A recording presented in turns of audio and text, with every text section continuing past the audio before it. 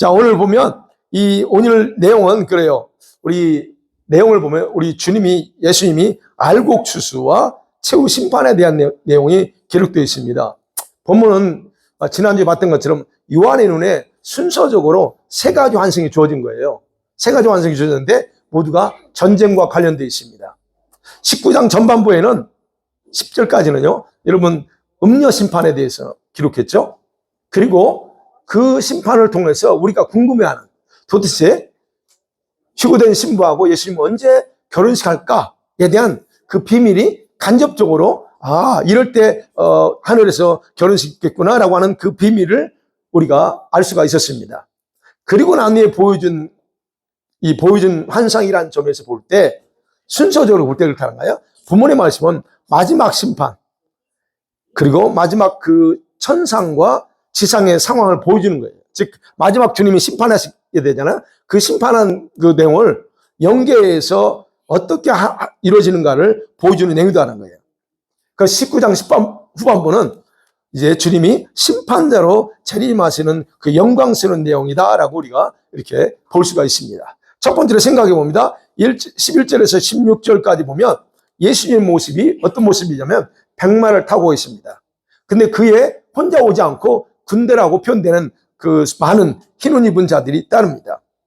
자, 11절에서 16절 보면 바로 이게 우리 주님이 알곡추수와 그 알곡추수의 시점을 알게 하는 부분이에요.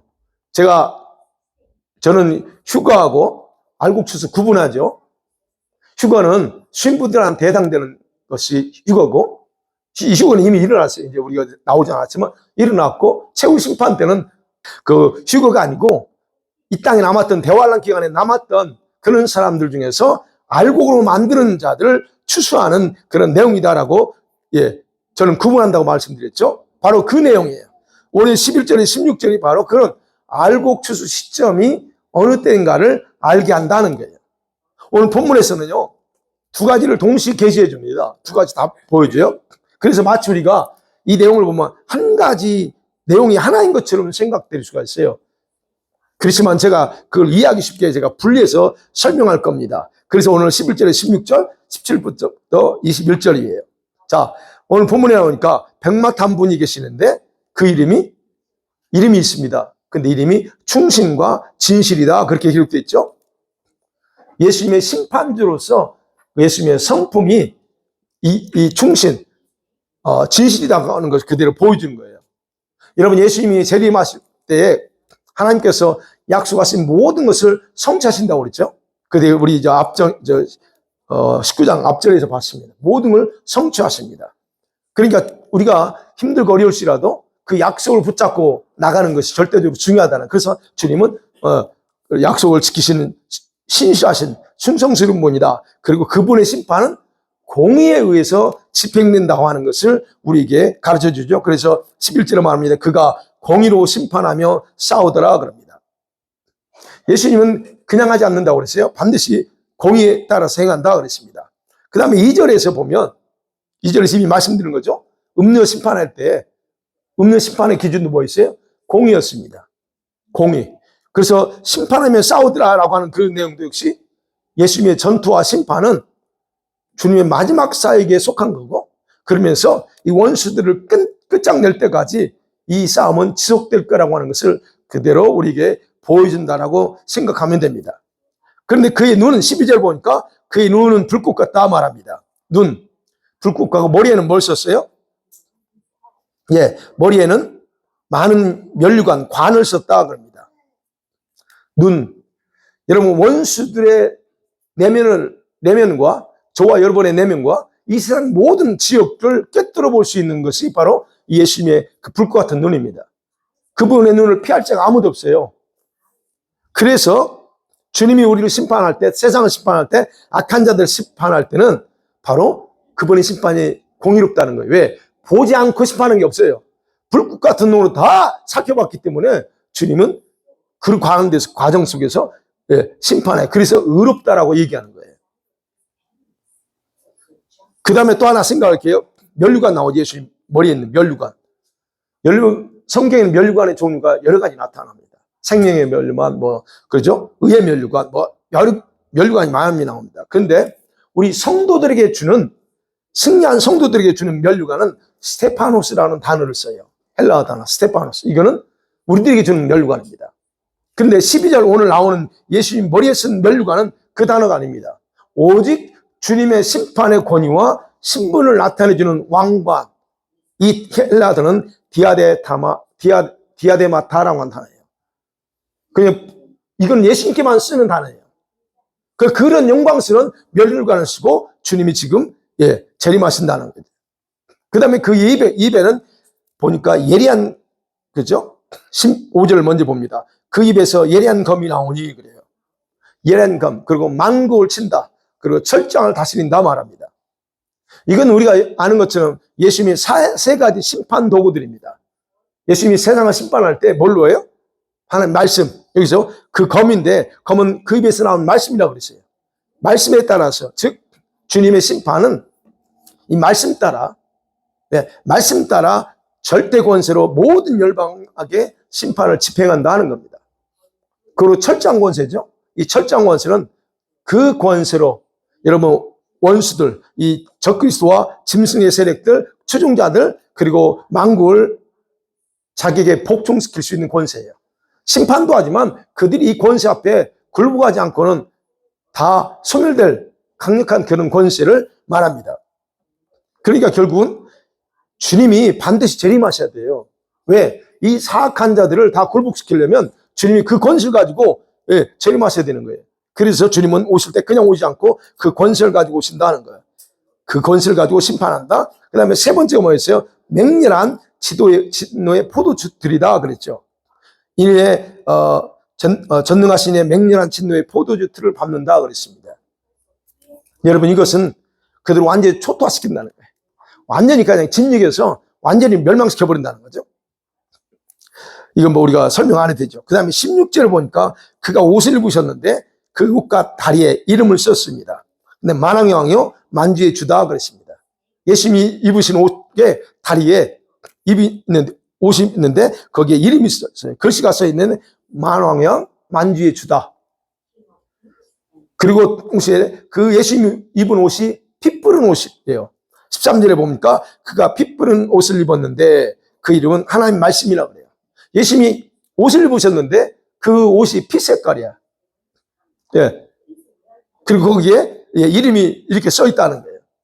자, 이 옷은 피에 흠뻑 젖어 있는 상태다는 것을 우리가 볼 수 있어요. 그러면 여기서 말할 때 피에 흠뻑 젖었다고 하는 것은 여러분 완료 시제로 이미 완료된 거예요. 완료 시제로서 예수님의 십자가의 피로 구약에서 예언했던 그 구원이었잖아요.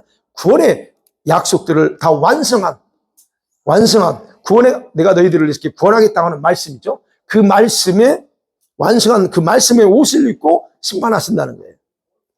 그러니까 약속을 성취하신 거죠. 구원에 대한 약속. 오늘 우리에게도 구원의 약속이 남아있죠. 완성이 남아있죠. 근데 그것을 완성하겠다고 하는, 그래서 그 말씀의 옷을 입고 지금 심판하러 오신다 하는 부분을 바로 이제 그 피에 피 뿌린 옷을 입었다라고 그렇게 얘기하는 겁니다. 결국은 예수님의 이런 모습은 모든 열방을 심판하기에 완벽한 조건과 심판의 도구와 방법까지 다 갖추고 지금 주님이 오신다는 것을 우리에게 볼 수 있다는 겁니다. 자, 그런데 제가 왜 13절하고 14절 빼뜨리고 지금 15절, 16절 넘어가냐면 우리가 주목해야 될 것은 뭐냐면 예수님의 모습이 아니에요. 예수님의 모습은 당연한 부분이에요. 제가 말씀드리고 싶은 것은 뭐냐면 예수께서는 아버지를 대신해서 지금 세상을 심판하실 때 혼자 등장하지 않고 함께 등장하는 군대가 있다는 거예요. 그들은 여기 보니까 14절에 하늘에 있는 군대들이 희고 깨끗한 세마포옷을 입었다 그럽니다. 그들이 누구냐는 겁니다. 이게 초점이라는 거예요. 그 특징이 뭐예요? 희고 깨끗한 세마포 입었어요. 세마포. 그리고 백마를 타고 주님을 따릅니다. 14절에 보니까.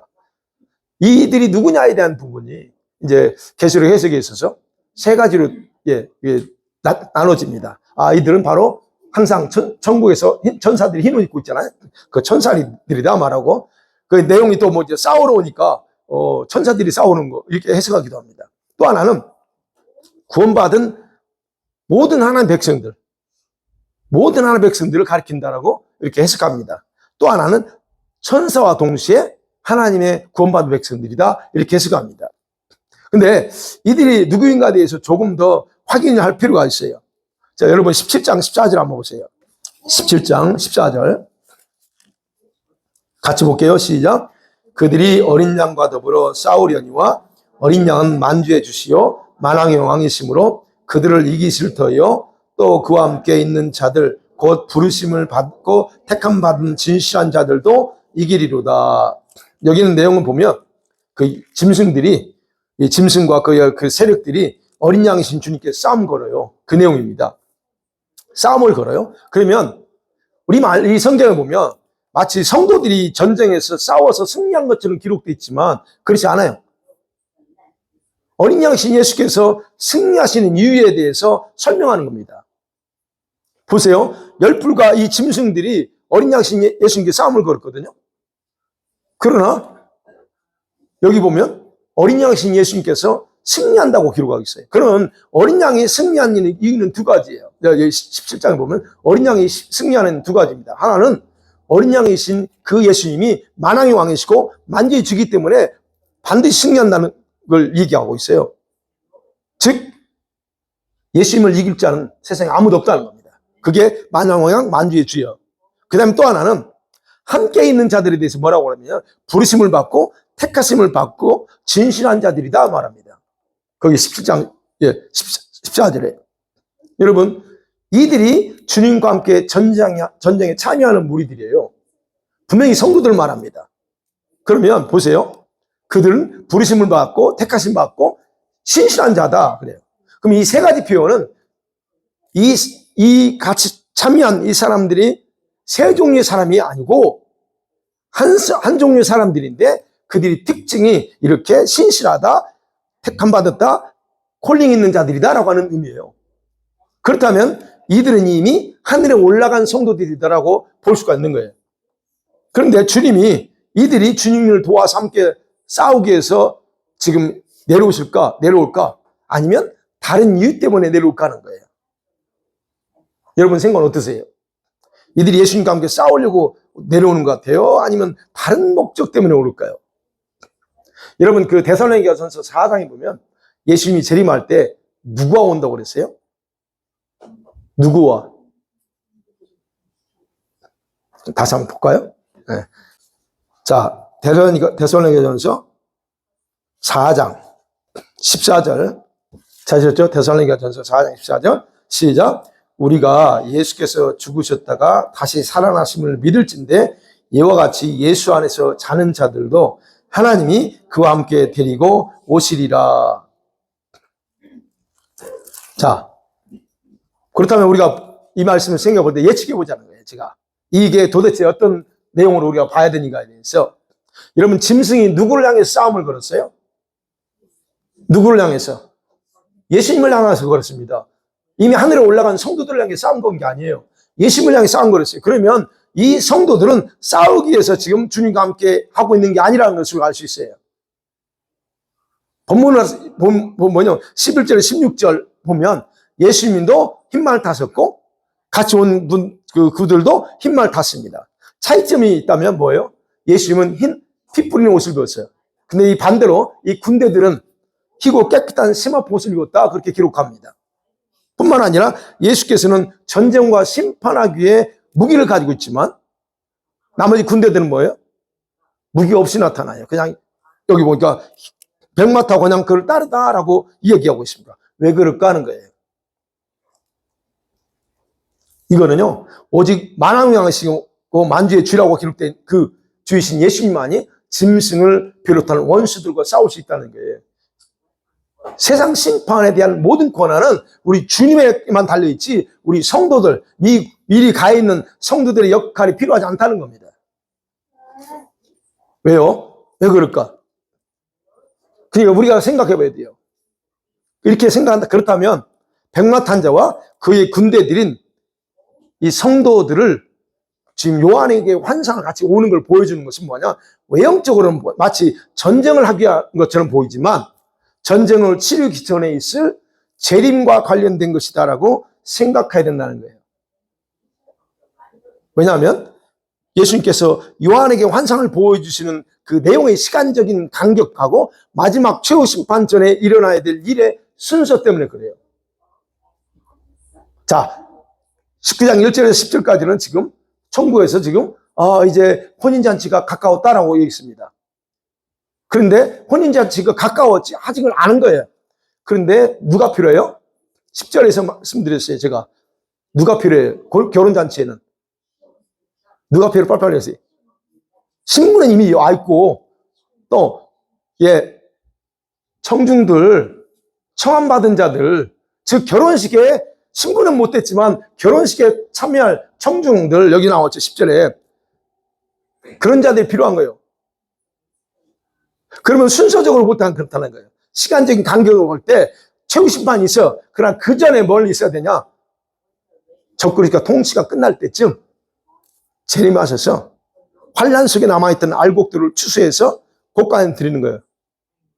그리고 마지막으로 짐승이 주님께 도전하는 그런 최후의 전쟁, 그 야마기돈 전쟁이 그게 이제 17절부터 나오는 겁니다.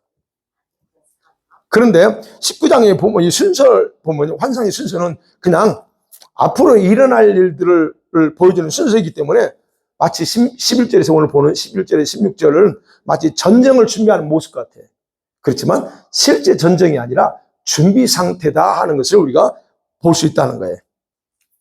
그러니까 같이 온 흰 옷 입은 사람들은 성도들이겠지만 그들은 싸우러 오는 게 아니고 지금 알곡으로 남아있는 지상의 성도들을 맞이하기 위해서 오는 거다라고 우리가 생각해 볼 수 있습니다. 제가 그렇다는 거 제가 생각할 때, 계시록 볼 때. 그 다음에 두 번째로 생각해, 이제 17절에서 21절, 최후의 전쟁하고 심판이 드디어 일어나는 겁니다. 이 17절 이하의 환상은요, 전쟁을 치르기 전에 먼저 전쟁의 결과를 알려줘요. 여기 보세요. 17절 이하에 보면, 결국 전쟁에서 승패가 결정됐어요, 이미. 그죠? 결정됐습니다. 그리고 죽게 될 수많은 사람들의 시체 처리 부대가 준비되어 있다는 거예요.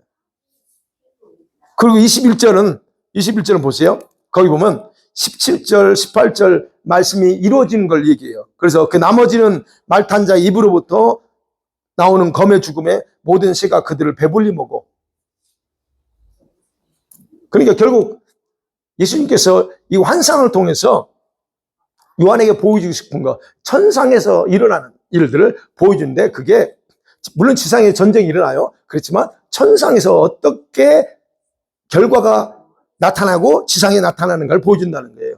그래서 예수님께서 특이하게 이 환상을 통해서 강조하는 게 뭐냐면 17절이에요. 같이 한번 볼까요? 시작. 또 내가 보니 한 천사가 태양 안에 서서 공중에 나는 모든 새를 향하여 큰 음성으로 외쳐 이르되 와서 하나님의 큰 잔치에 모여. 마지막 부분이 하나님의 큰 잔치래요. 큰 잔치. 분명히 심판입니다. 전쟁입니다. 그런데 하나님의 큰 잔치라고 말합니다.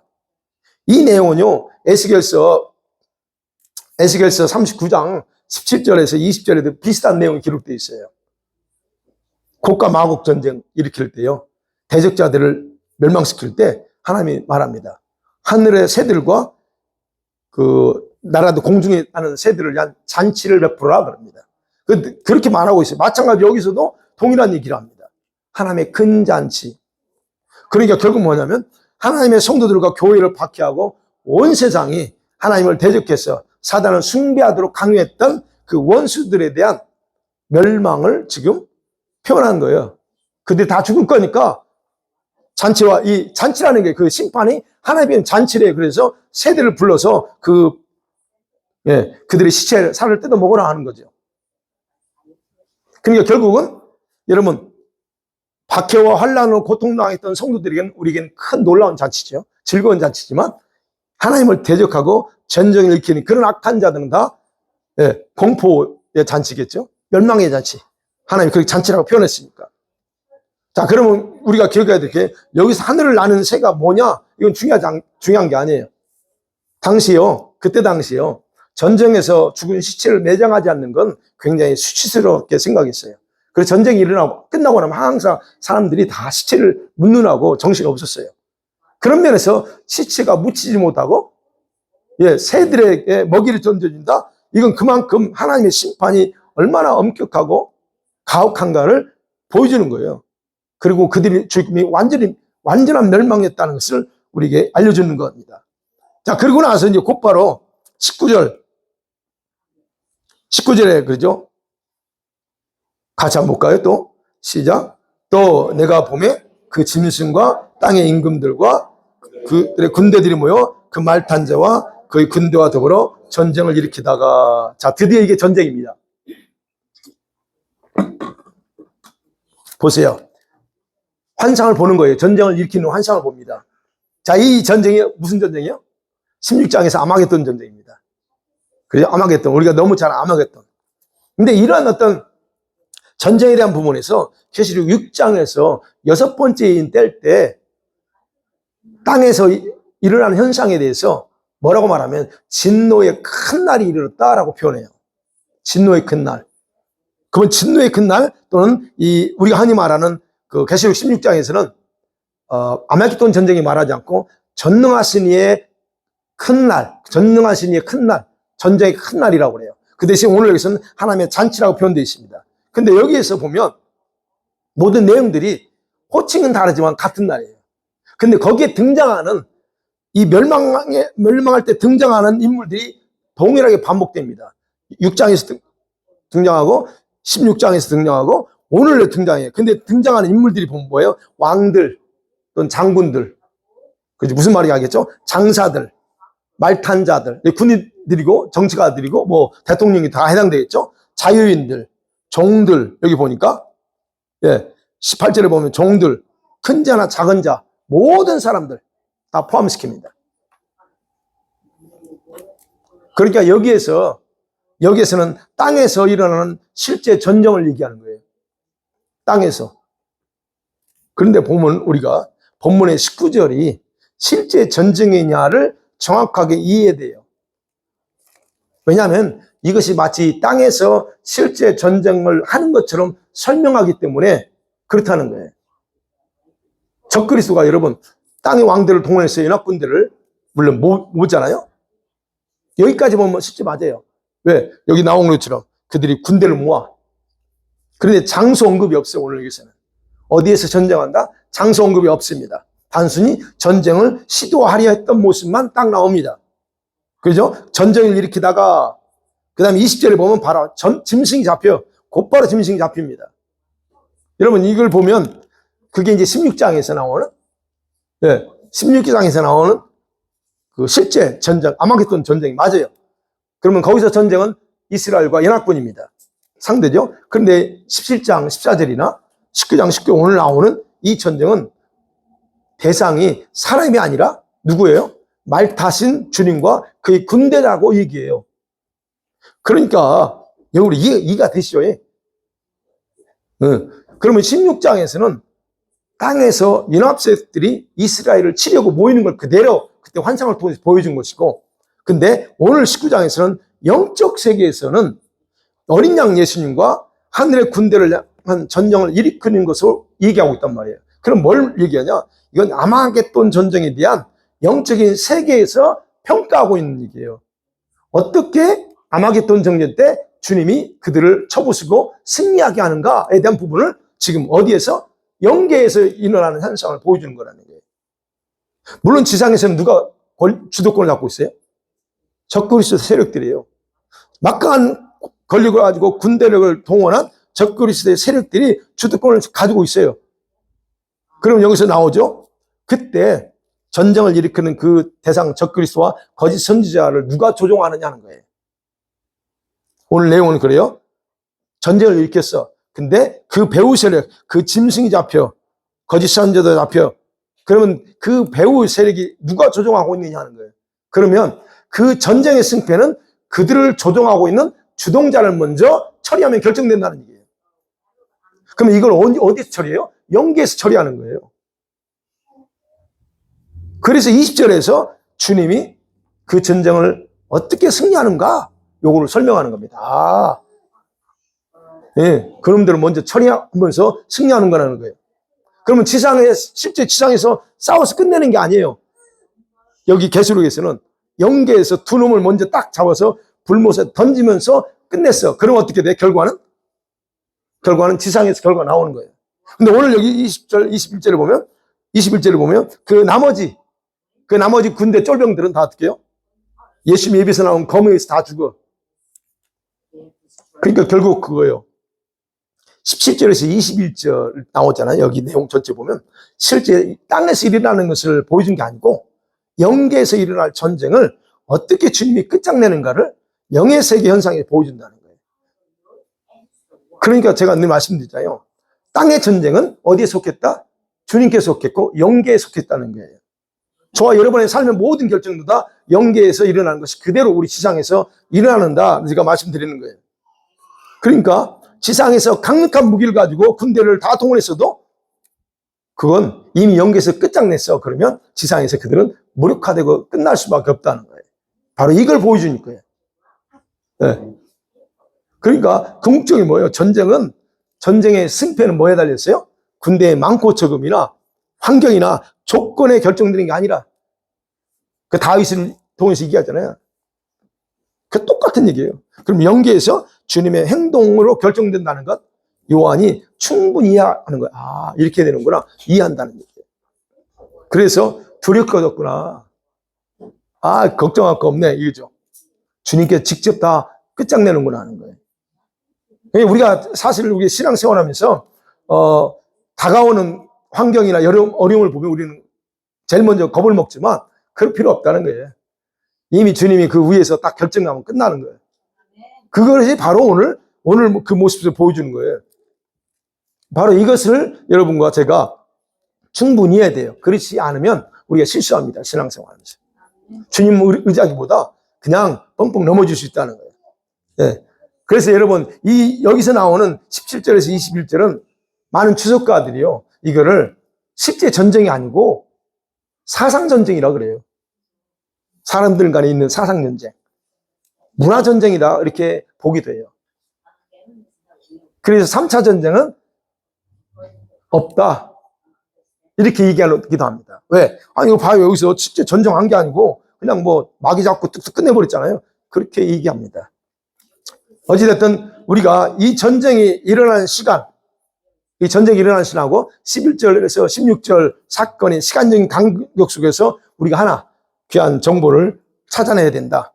그 뭐예요? 이때까지는 그죠? 이때까지는 휴거되지 못한 성도들이 대화란에 남아 있었다는 거예요. 그리고 음녀 바벨론이 완전히 멸망당한 후에 천국에서 결혼식이 있을 거라는 정보가 딱 울려 퍼졌고, 그리고 여기에 많은 초청기들이 필요한데 바로 이들이 아직까지 땅에 있다는 거예요. 이들이. 그래서 어떻게 해요? 순서적으로 이렇게 볼 때 다음에 있어야 될 것이 알곡 추수에서 곡간에 드리는 거예요. 그래서 오늘 보면 포도송이 추수해서 진노의 포도주에 던져버리고 이런 내용이 나오죠. 14장에서. 네. 이런 순서를 생각할 때 하나님께서는 알곡을 땅에 놓아둔 채로 심판하지 않는다는 얘기예요. 결혼식 후에 알곡 추수하지 않고 세상 심판 전에 추수하고, 그래서 결혼식 그들을 천국에서 초청객으로 삼는 거죠. 그러면 우리가 알곡 추수가 뭔가에 대해서 일반적으로 이것에 대해서 말하지 않고 모든 걸 다 휴거라고 표현하기 때문에 제가 말씀드리는 거예요. 여러분, 일반적으로 주님의 재림과 휴거라고 우리가 다 알고 있지만 이거를 좀 이렇게 구분해 볼 수 있다, 필요하다. 저는 그렇게 구분한다는 거예요. 마태복음 4장 29절 31절과 다살로니가서 4장 아까 봤던 16절 17절 그 내용에서 볼 때 여러분 휴거라는 표현에 대해서 여러분 조금 제가 이해하기 쉽게 설명드릴게요. 여러분 예수님의 표현하고 바울의 표현이 관점이 달라요. 마태복음 24장 29절에서 그죠? 예수님이 그랬습니다. 성도들을 추수하는 것을 땅의 관점에서 아니라 하늘의 관점에서 표현합니다. 그래서 말하기를 하늘에서 너희들을 끌어서 모으는 것이다 라고 29절에서 말합니다. 근데 바울은 어떤 걸 얘기하냐면 땅의 관점에서 우리 성도가 끌려 올라가는 것으로 이해하고 그렇게 설명을 해요. 그러면 우리들이 집으로 따르고 있는 관점은 이 바울의 관점이에요. 우리가 올라가는 것. 여러분, 예수님은 우리 성도들을 모으는 주체가 인간이 아니라 천사들이라고 분명히 말했어요. 천사들이 한다고 했어요. 근데 바울은 우리가 끌려 올라간다고 인간에게 중점을 두고 있다는 거예요. 그게 틀렸다는 게 아니에요. 뭐의 관점을 뒀냐의 차이점이에요. 그렇기 때문에 우리 성도들의 입장에서는 어느 편이 더 흥분되고 어느 게 더 좋을까? 자기들이 하늘로 치어 올라간다는 게 더 모험적일 수 있어요. 왜냐하면 그때 당시에 지금 바울이 그렇게 할 수밖에 없었던 것은 그때 당시 그 교회 상황이 그랬어요. 여러분 아시는 것처럼 데살로니가 교회 성도들이 죽은 자에 대한 걱정이 너무 많았어요. 우리들이 자기들이 죽기 전에 예수님이 올 거라고 생각했는데 아니 많이 죽네요. 그러면 이거 어떻게 되는 거예요? 그래서 이제 그런 어떤 갈등과 고민 속에 있어요. 그래서 그들이 걱정하는 것을 한순간에 잠재울 수 있는 표현을 지금 우리에게 데살로니가 4장 표현하는 거예요. 그 4장 읽어보면요. 바울이 그 성도들을 위로하기 위해서 애쓰는 장면이 나와요. 그러면서 바로 그걸 쓴 거예요. 너희들 주님이 그냥 오지 않아. 죽은 자들이 먼저 부활하고 그 다음에 우리는 그냥 하늘로 올라간다 라고 얘기하는 겁니다. 그러니까 이렇게 희망이 없어 보이는 성도들에게는 뭐가 좋아요? 걱정하지 마. 바울이 이야기하는 걱정하지 마. 주님이 죽은 자들이 먼저 와. 그리고 우리는 순간에 낚아채듯 올라간다는 거. 그렇게 해서 격려하는 겁니다. 자, 이렇게 그래서 관점의 차이라는 거예요. 관점의 차이. 그래서 저는 이 두 가지 관점 중에서 뭘 보려고 하냐면 예수님의 관점에서 휴거라고 말하기보다는 알곡추수라는 표현을 제가 쓰는 거예요. 휴거는 있어요. 신부들 휴거는 있어요. 그러나 그러지 못한 자들은 알곡추수에 해당된다라고 이렇게 말씀드립니다. 결론 맺어봅니다. 여러분 19장을 요약해보면요. 1절에서 10절까지는 큰 음녀를 심판했습니다. 그리고 결혼식 날짜가 다가왔다는 정보를 제공해 주십니다. 그 다음에 순서적으로 그 다음으로 일어날 일들이 재림을 통해서 알곡추수한다.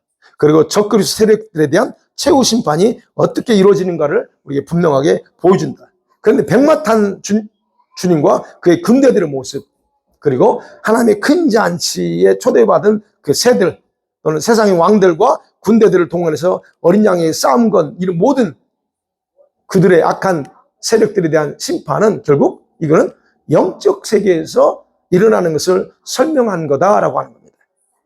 이런 내용을 통해서 우리는 그럼 뭘 해야 될까 하는 거예요. 우리는 뭘 해야 될까요? 이런 날이 점점 우리 눈앞에 다가오고 있습니다. 이런 날이요. 여러분은 이성으로는 이해할 수 없으세요. 이성으로 이해할 수 없을 수 있어요. 이런 일은 먼 훗날에 일어날 것처럼 생각할 수도 있습니다. 이거는 뭐 언젠가 일어나겠지. 이렇게 생각할 수 있습니다. 그런데 제가 좁게 줄여가지고 10년 안에 이루어질 가능성이 크다면 여러분 어떻게 하겠어요? 10년 안에. 많이 줄어들었죠? 우리가 지금 살아왔으니까. 넉넉적으로 15년 안에. 이런 일이 만일 발생한다면 어떻게 할까는 거예요? 물론 우리는 하나님의 이 시간을 잘 모릅니다. 하나님께서 이 일을 완성할 카이로스가 코앞에 다가오기 전에 우리들은 스스로를 주님 앞에 당당하게 설 수 있도록 준비해야 된다는 것이 핵심입니다. 이런 비극적인 전쟁 때에 이 땅에 남아있는 불행을 막아야 될 거 아니에요. 이거는 여러분과 제가 이 주님이 오실 때 신부로서 휴가되지 못한 우리는 이거 반드시 이 과정 교체해야 됩니다. 그러니까 그러기 전에 우리는 막아야 된다는 거죠. 그럼 방법은 뭘까요? 뭐 간단하죠. 여러분의 영혼을 말씀과 기도로 관리하면서 세상 것을 기웃거리지 마시라는 거예요. 세상 것을 더 이상 기웃거리지 마세요. 물질에 기웃거리고 이거 저거 여러분 더 이상 기웃거리시면 안 돼요. 우리가 새해를 시작했잖아요. 우리가 어제 가면서 제가 참 많이 은혜 받았어요. 감동받고. 아, 내가 하나님 앞에서 새로운 결단하고. 여러분, 새해를 시작하면서 우리는 다시 주님께 저와 여러분의 온 영과 마음을 정렬해야 돼요. 주님께 정렬하고 여러분 자신의 생활 스타일을 재정비해야 됩니다. 우리가 지금 어제 그러고 배웠잖아요. 새롭게 다시 재정비한다. 그럼 더 이상 자기 자신을 의지하지 마세요. 여러분이 스스로 여러분 왜 의지하십니까? 힘든 일 있으면 왜 혼자 끙끙거리고 왜 투덜투덜합니까? 여러분이 해결할 능력이 있으면 해결하지. 우리는 근데 자꾸 그런단 말이에요. 자기 스스로 의지하지 마세요. 더 이상 미디어의 종이 되지 맙시다. 맞죠? 가장 요즘 큰 우리의 씨름은 미디어와의 씨름이야. 예, 미디어. 여러분 자기 전에 미디어 안 보시죠? 뭐 이렇게 카톡하고 하는 건 상관없어요. 뭐 우리 보니까 막 늦게까지도 막 카톡 우리 선생님 막 카톡하더만. 예. 근데 여러분 잘 때 휴대폰 어디다 두고 자십니까? 휴대폰. 그죠? 근데 이 머리 위에 두면 전자파 때문에 안 좋아요. 근데 여러분 자기 전에는 휴대폰을 거실에 놓고 자세요.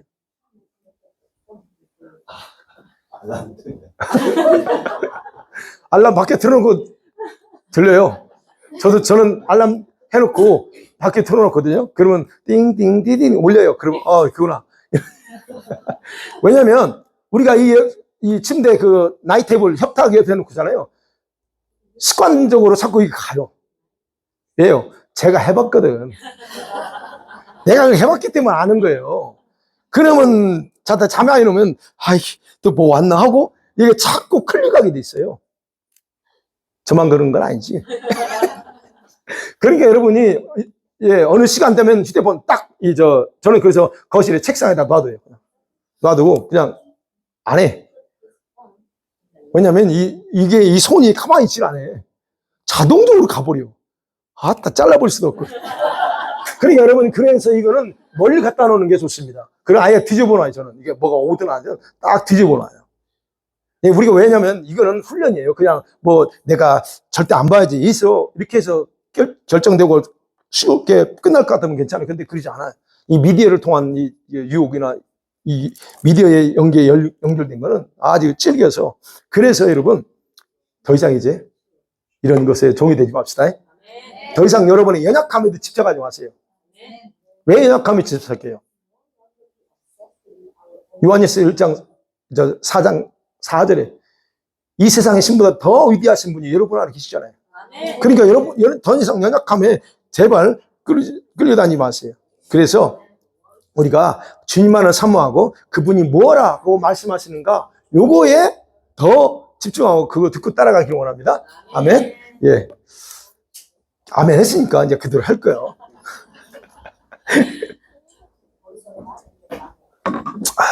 자, 이 시간에 같이 기도해요.